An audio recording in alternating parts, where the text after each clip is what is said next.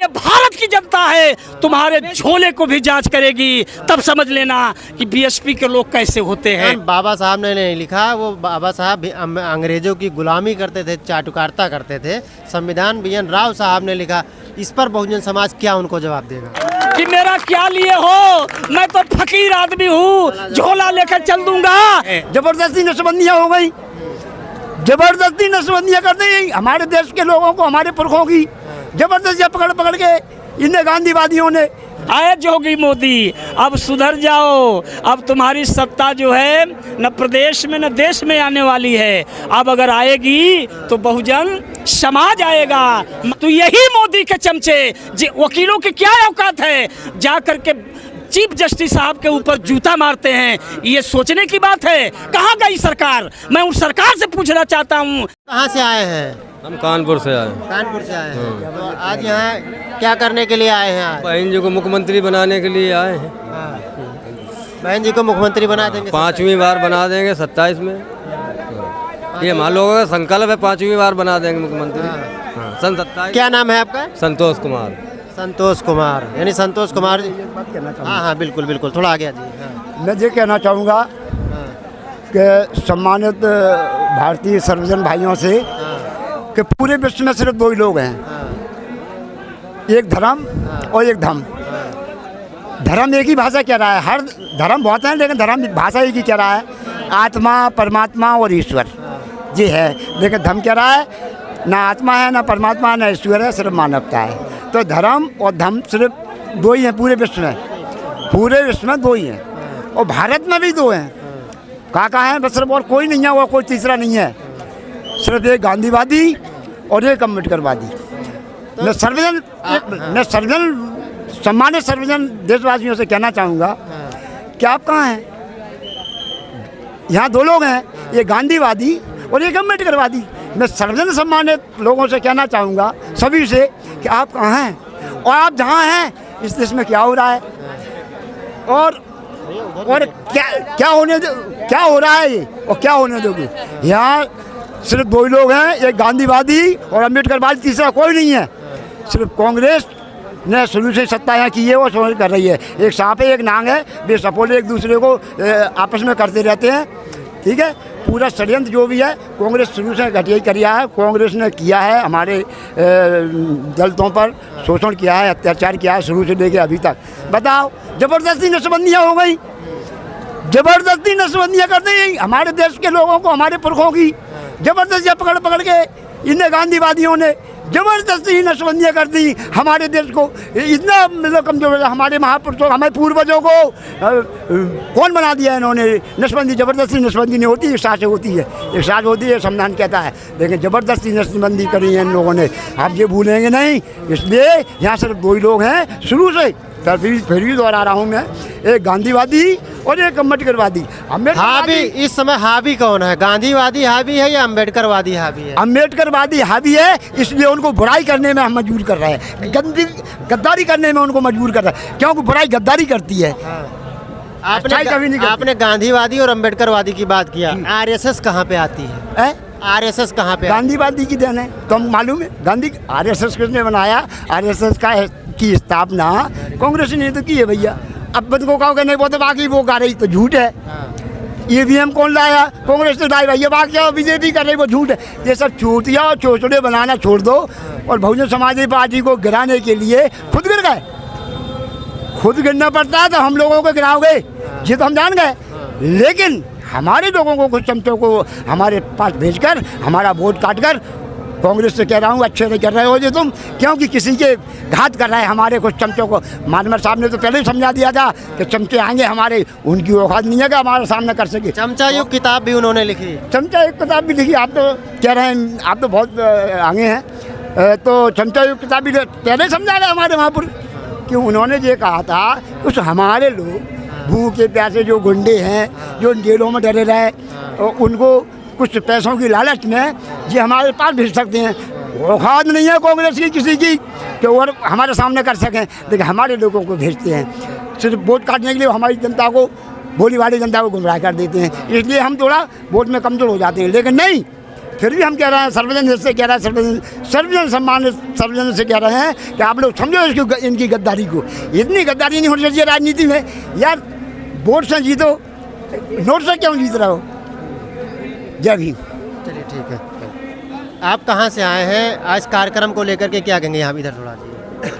मैं तो बाबू जनपद गाजीपुर जखनिया विधानसभा पूर्वांचल की धरती से। हाँ, गांव सेमौर है। मेरा नाम है मुन्ना लाल निगम। और बहुजन समाज में मुझे लग रहा है कि 1984 में जब बीएसपी का गठन हुआ, उसके कुछ ही दिनों से हम लोग पार्टी में काम करना शुरू कर दिए। इसके पहले पार्टी जो है DS4 के नाम से जानी जाती थी, तो हम लोग को ये पता नहीं था कि DS4 क्या चीज़ है और मान्यवर साहब कांसीराम जी क्या चीज़ है और बाबा साहब क्या चीज़ है। ये चीज़ हम लोग को पता नहीं था।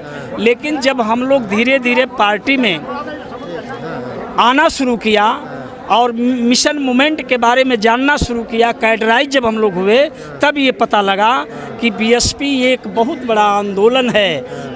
गरीबों का हक हकूक़ जो संविधान के अंदर हमारी सारी योजनाएं बाबा साहब ने लिख करके नथी किया है। सरकारें बहुत आई लेकिन उस योजनाओं को लागू करने का काम नहीं किया, बल्कि संशोधन करके उस योजना को छिपाने का काम किया। और आज हम लोग माननीय कुमारी बहन मायावती जी को, मान्यवर साहब कांसीराम जी का जो आज परिनिर्वाण दिवस है 9 अक्टूबर को, ये संदेश देने के लिए बहन जी ने आगाज किया है कि आए मनुवादी किस्म के लोग, आए जोगी मोदी, अब सुधर जाओ। अब तुम्हारी सत्ता जो है न प्रदेश में न देश में आने वाली है। अब अगर आएगी तो बहुजन समाज आएगा। माननीय कुमारी बहन मायावती जी 5वीं बार मुख्यमंत्री बनेगी और प्रथम दिल्ली की कुर्सी पर, भारत की कुर्सी पर बहन जी प्रधानमंत्री के रूप में विराजमान होंगी। यही हम सब लोगों का ख्वाब है, यही हम सब लोगों का सपना है। जो हमारा अधिकार है संविधान के अंदर छिपा हुआ है, एक जो मनवादी किस्म के लोग हैं उसको छिपा कर रखे हैं, उसको माननीय बहन जी दोनों हाथों से पार्लियामेंट के अंदर उजागर करेंगी। यह दिन बहुत जल्दी आने वाला है। आज जिस दिन आ जाएगा मेरे दोस्तों, यह बहुजन समाज एक अनोखा चीज़ बन करके आपके सामने उभरेगा। जय भीम, जय भारत। बाबा साहब ने नहीं लिखा, वो बाबा साहब अंग्रेजों की गुलामी करते थे, चाटुकारिता करते थे। संविधान BN राव साहब ने लिखा। इस पर बहुजन समाज क्या उनको जवाब देगा? कि बाबा साहब अगर संविधान नहीं लिखे तो पार्लियामेंट के अंदर पंडित जवाहरलाल नेहरू, सरदार वल्लभ भाई पटेल और क्या नाम है उनका, महात्मा गांधी, ये तीनों जाने को बाबा साहब संविधान पकड़ा रहे हैं। वो कैलेंडर घर घर में घूम रहा है। और कौन कहता है कि जो बाबा साहब ने संविधान नहीं लिखा? और नहीं, कौन कहता है कि बाबा साहब अंग्रेजों का तलुआ चाटते थे? बाबा साहब अंग्रेजों को बहुत बड़ा सम्मान करते थे। अगर ये अंग्रेज नहीं होते तो बाबा साहब संविधान नहीं लिख पाते मेरे दोस्तों। ये मैं आपको यथार्थ पावर के साथ बता रहा हूँ। कोलंबिया यूनिवर्सिटी में बाबा साहब ने अपनी एक पहचान बनाया और भारत के इकलौते थे। और कोलंबिया यूनिवर्सिटी की जो है पक्के विद्वान थे। और वहाँ के लोग ये कहते थे कि काश डॉक्टर BR अम्बेडकर हमारे अमेरिका में पैदा होता तो उसके पैर के तारू की धूल का जो है मैं तिलक लगाता। लेकिन बाबा साहब दुर्भाग्य रहा कि इंडिया जैसे इन कमीनों के बीच में पैदा हुए, नहीं तो बाबा साहब जैसा कोई विद्वान आज तक न पैदा हुआ न पैदा हो सकता है। यह कोलंबिया यूनिवर्सिटी अमेरिका का बयान है। अब इससे ज़्यादा क्या मैं बताऊं? उस मंत्री को आप संदेश भेज देना। अच्छा, ये माना जाए कि भारतीय जनता पार्टी एक तरफ तो कहती है कि हम बाबा साहब मोदी जी के वहाँ जो है जाते हैं, मोदी जी उनको बाबा साहब को माल्यार्पण करते हैं, श्रद्धांजलि अर्पित करते हैं। उन्हीं के मंत्री जो हैं बाबा साहब पर इस तरह से टिप्पणी करते हैं। भाजपा के कोई शीर्ष नेता उनके खिलाफ कोई बयान नहीं देता। क्या माना जाए कि भाजपा ये दोहरा चरित्र की राजनीति करती है? बिल्कुल भाजपा दोहरा चरित्र की राजनीति करती है। अब ये बताइए, माननीय सुप्रीम कोर्ट माननीय सुप्रीम कोर्ट चीफ जस्टिस माननीय B.R. गवई साहब उनके जब ऊपर जो- बयान दे रहे हैं, फैसला कर रहे हैं, निस्तारण कर रहे हैं, तो यही मोदी के चमचे वकीलों की क्या औकात है जा करके चीफ जस्टिस साहब के ऊपर जूता मारते हैं। ये सोचने की बात है। कहाँ गई सरकार? मैं उस सरकार से पूछना चाहता हूँ कि जिस दिन बीएसपी की गवर्नमेंट आएगी उस दिन एक एक करके हिसाब लिया जाएगा। कहते न हो कि मेरा क्या लिए हो, मैं तो फकीर आदमी हूँ, झोला लेकर चल दूंगा, लेकिन ये भारत की जनता है, तुम्हारे झोले को भी जांच करेगी। तब समझ लेना कि बीएसपी के लोग कैसे होते हैं। ये माना जाए कि चीफ जस्टिस दलित समाज थे, इसलिए उनके ऊपर इस तरह से ये हरकत की गई। बिल्कुल वो हजम नहीं हो रहा है। चीफ जस्टिस साहब ईवीएम को बंद करेंगे और बंद करके इस समाज। अभी मध्य प्रदेश के ग्वालियर कोर्ट में बाबा साहब की एक स्टैचू लगना था, उस पर कुछ सामान्य जाति के ब्राह्मण समाज के वकीलों ने उसका विरोध किया, स्टैचू नहीं लगने दे रहे थे। क्या माना जाए कि भारतीय बाबा साहब के संविधान को पूरे देश में अभी लागू है? ये भी आरोप लगा कि भारतीय जनता पार्टी उसको ख़त्म करने का प्रयास करती है। क्या ये हम कह सकते हैं कि सामान्य जाति के लोगों को बाबा साहब की मूर्तियों से भी अब दिक्कत होने लगा? हाँ, दिक्कत है उनको। बिल्कुल दिक्कत है। अगर दिक्कत नहीं होती तो फिर क्यों नहीं वहाँ बाबा साहब की मूर्ति स्थापित की गई सुप्रीम कोर्ट के अंदर? और क्या नाम है जहाँ ग्वालियर में आप बता रहे हैं, वहाँ क्यों नहीं की गई? Gwalior high court. हाँ, ग्वालियर हाई कोर्ट में। क्योंकि वहाँ पे जो है मनवादियों की सरकार है और वो जैसे चाहते हैं वैसे नचाना चाहते हैं। लेकिन ये बहुजन समाज पार्टी अब बर्दाश्त करने वाली नहीं है। हम इसके लिए धरना देंगे, आंदोलन करेंगे और बाबा साहब की मूर्ति की स्थापना करेंगे। अच्छा, मोहन यादव मध्य प्रदेश के सीएम हैं, उन्होंने रिजर्वेशन पे बात किया था, सबको बराबर रिजर्वेशन देने के लिए। एक सोशल मीडिया पर टैग चला कि मोहन यादव रामद्रोही हैं। तो ये माना जाए कि जो बहुजन समाज का नेता है, चाहे दलित या पिछड़ा वर्ग का नेता है, वो जो बराबर अधिकार की बात करेगा वो रामद्रोही होगा? अब तो ये उनका सवाल है, ये तो उनका सवाल है। हाँ, अब वो रामद्रोही बने चाहे कुछ भी बने, लेकिन है तो बीजेपी से। बीजेपी का सिंबल लगा है, बीजेपी की मोहर लगी है, तो हम कैसे मान सकते हैं कि वो जो है वो ओबीसी के लीडर है? हम नहीं मान पाएंगे, क्योंकि उनके ऊपर कमल की मोहर लगी हुई है। और वहीं पर अगर हमारे समाज हाथी की मोहर लगती तब हमें विश्वास होता कि ये जो है हमारी बात को वहाँ तक ले जाएंगे और कानून का राज स्थापित करेंगे। यानी बसपा के लोगों को अपने सिंबल पे विश्वास है? बिल्कुल, किसी और के सिंबल पे विश्वास नहीं है। आज 11 साल हो गए ना, 11 साल हो गए मोदी सरकार को, हैं? लेकिन उन्होंने विश्वास क्या दिलाया समाज को? कुछ दिलाया विश्वास? मुफ्त राशन, किसानों को सम्मान निधि। अरे भाई, मैं तो कहता हूँ कि राशन को बंद कर दो, किसानों को जो निधि 2000 देते हो इसको भी बंद कर दो, लेकिन शिक्षा फ्री कर दो। ठीक है, 27,000 प्राथमिक विद्यालय को आपने बंद किया है, उसको चालू कर दो। और क्या नाम है, अध्यापक उसके अंदर जो नौकरी करते थे, उनके बीवी बच्चे किसी तरह से अपना पार्जन करते थे, आज उनको भी आपने बैठाने का काम किया है। वो धरना प्रदर्शन किए तो उनके ऊपर आपने लाठी चार्ज करवाने का काम किया है। ये कहाँ का न्याय है?